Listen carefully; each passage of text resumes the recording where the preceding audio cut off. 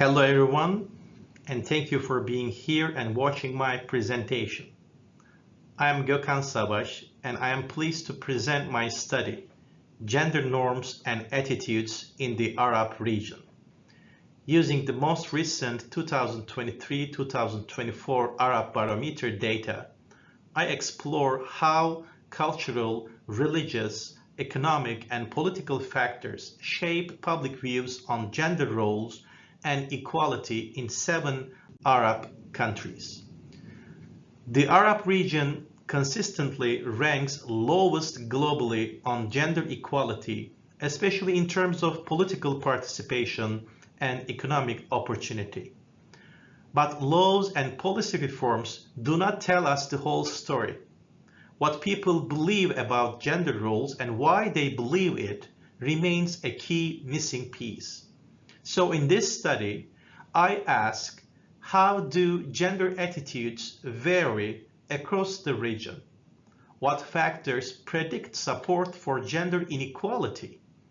And what are the implications for gender equity work in the Arab world? I use data from the 2023-2024 wave of the Arab Barometer, which surveyed over 13,000 people across 8 countries. I focused on attitudes toward gender inequality using OLS regression to identify which factors best predict those attitudes. Key independent variables include gender, age, religion, education level, political interest, perceptions of women's leadership, and internet use. Tunisia serves as the baseline in country comparisons. The sample is nearly 50-50 male and female, and overwhelmingly Muslim, over 92%. What stood out to me, even though most respondents support women's political leadership to some degree, many still believe that other people think men make better leaders. Internet use is very high. Almost 60% say they are online throughout the day, but that access doesn't always translate into progressive views, as I will show shortly. The regression results confirmed several patterns. First, being male is the strongest predictor of supporting gender inequality. Men were significantly more likely than women to hold traditional views about gender roles. Religious identity mattered as well. Muslims tended to express more conservative attitudes, though of course beliefs vary widely within Islam. On the flip side, education was the most consistent driver of progressive gender attitudes.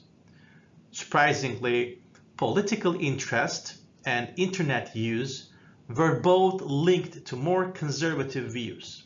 This suggests that exposure to mainstream political discourse or digital content can actually reinforce patriarchal norms. When I compared countries to Tunisia, which is often considered a leader in gender reforms, several countries stood out. Respondents in Jordan, Morocco, Palestine, and Kuwait were significantly more likely to support gender inequality. This reinforces what we know from prior research. Legal reforms are important, but public attitudes are often slower to change and deeply shaped by history, religion, and political context. This study draws on 3 theoretical frameworks: patriarchy theory, intersectionality, and postcolonial feminism. So patriarchy theory helped me understand how male dominance is still reinforced across institutions. Intersectionality showed me how education, class, religion, and geography intersect. Urban, educated women often face different pressures than rural or poor women. And post-colonial feminism reminded me not to apply a one-size-fits-all Western lens. Many Arab women are already advancing change using tools grounded in their own cultures and faith traditions. So, what can be done? First, education is critical. Not just access, but curriculum reform that challenges gender stereotypes. Second, increasing the visibility of women in leadership roles can shift public perceptions. When people see women in power, their assumptions about capability change. Third, engagement with religious leaders who support gender equity is essential. Religious discourse is a powerful influence and it must be part of the conversation. Finally, I need to look more closely at digital media. It can be both a platform for feminist activism and a source of backlash.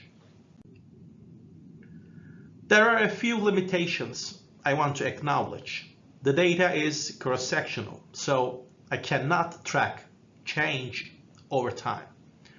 It's also based on self-reported attitudes, which might be shaped by social desirability, especially in more conservative societies. In future research, I would like to explore how media consumption, especially social media, shapes gender attitudes. I also want to dig deeper into how religious interpretation differs by country and community. To wrap up, gender inequality in the Arab region remains deeply rooted but not uniform.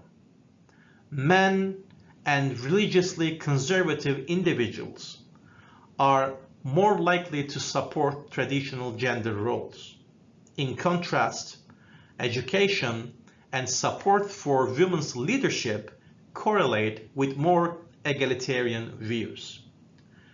Those insights point toward actionable strategies, especially in education, media, and religious engagement to promote gender equality.